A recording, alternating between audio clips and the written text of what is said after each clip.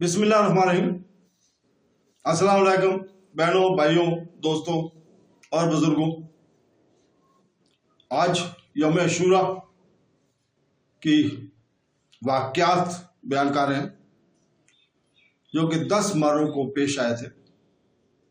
नवासा रसूल हज़रत मोहम्मद सल्लल्लाहु अलैहि वसल्लम के नवासा रसूल हज़रत इमाम हुसैन की शहादत और करबला की जंग के बारे में इस्लामी तारीख में इस दिन से वाबस्ता वाक़यात को हम बयान कर रहे हैं। चुनांचे इससे पहले हिस्से में हम बयान कर रहे थे कि हुर बिन यजीद का घोड़ा लंगड़ा हुआ था। ज्यादा देर नहीं गुजरी थी कि इसका घोड़ा कांप उठा और परेशान होकर जमीन पर गिर पड़ा। तो हुर ने इससे इस तरह छलांग लगा दी जैसे वो शेर हो। इसकी तलवार इसके हाथ में थी और वो कह रहा था, अगर तुम मेरे घोड़ों को लंगड़ा भी कर दो तो मैं आजाद आदमी हुर का बेटा हूं, मुर्दा शेर से ज्यादा बहादुर हूं। हुसैन हजरत इमाम हुसैन अलैहिस्सलाम के पैरोकारों दोपहर तक इनसे शदीद जंग करते रहे। इनके खैमे एक दूसरे के करीब होने की वजह से दुश्मन इन पर एक तरफ से आगे नहीं बढ़ सकता था। जब उमर बिन साद ने देखा तो उन्होंने अपने आदमी भेजे कि वो अपने खैमों को दाएं और बाएं तरफ से मारे ताकि वो इन्हें घेर लें। चुनांचे हजरत इमाम हुसैन के साथियों में से 3-4 आदमी खैमों के दरमियान खड़े हो गए। वो खैमों और हमला करने वालों पर हमला करेंगे, इसे मार डालेंगे, इसे तीर मारेंगे और इसके घोड़े को लंगड़ा कर देंगे। इस मौका पर उमर बिन साद ने अपने आदमियों को हुक्म दिया कि खैमों को आग लगा दो। हजरत इमाम हुसैन अलैहिस्सलाम को छोड़ दो, इन्हें खैमों को जलाने दो। अगर वो ऐसा करते हैं तो वो तुम्हारे पास नहीं जा सकेंगे। अगर ऐसा ही हुआ मुताबिक दुश्मन इनका मुकाबला एक सिमत से नहीं कर सकता था। शिमर बिन जोशान ने दूसरे लोगों के साथ हमला किया और अपने नेज़े से हुसैन अलैहिस्सलाम के खैमों पर हमला किया और पुकारा, मुझे आग लगाओ ताकि मैं इस घर को इसके बशिंदों पर जला दूं। और औरतों चीखने लगी और खैमों से बाहर निकल आई।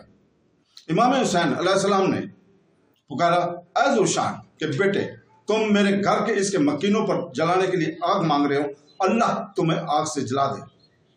हमीद बिन मुसलम अल-ज़रदी कहते हैं, मैंने शिमर से कहा, अल्लाह की कसम ये आपको ज़ेब नहीं देता क्या तुम अपने ऊपर 2 चीजें बर्दाश्त करना चाहते हो, अल्लाह के अजाब से मखलूक को अजाब देना और बच्चों और औरतों को कत्ल करना। अल्लाह की कसम इन लोगों को कत्ल करके तुम अपने गवर्नर को खुश कर सकते हो।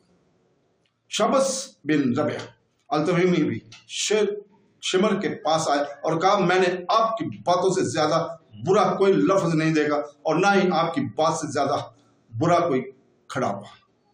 क्या तुम अब औरतों को डराने वाले बन गए हो? ज़हीर बिन कायम ने अपने 10 साथियों के साथ शिमर पर हमला किया। उन्होंने शिमर और इसके पैरोकारों से जबरदस्त मुकाबला किया। उन्होंने इन्हें खैमों से हटा दिया, यहां तक कि वो दूर हो गए। इसके बाद दुश्मन बड़ी तादाद में हुसैन अलैहिस्सलाम के पैरोकारों के खिलाफ हो गए। हुसैन के साथियों के मारे जाने वालों की तादाद में इजाफा होता चला गया। अगर इनके आदमियों से 1 या 2 मारे भी जाएं तो ये जहर हो जाएगा इनकी तादाद कम होने की वजह से, जबकि दुश्मन इनकी ज्यादा तादाद की वजह से ऐसा जहर नहीं था। जोर की नमाज के बाद तेजी आ गई जब अबू शमामा अमरो बिन अब्दुल्ला अल-सदी ने उन्होंने हुसैन अलैहिस्सलाम से कहा, ए अब्दुल्ला, मेरी जान आप पर कुर्बान, मैं इन लोगों को आपके करीब होते देख रहा हूं। अल्लाह की कसम तुम इस वक्त तक नहीं मारे जाओगे जब तक तुम मेरे हिफाजत में हो।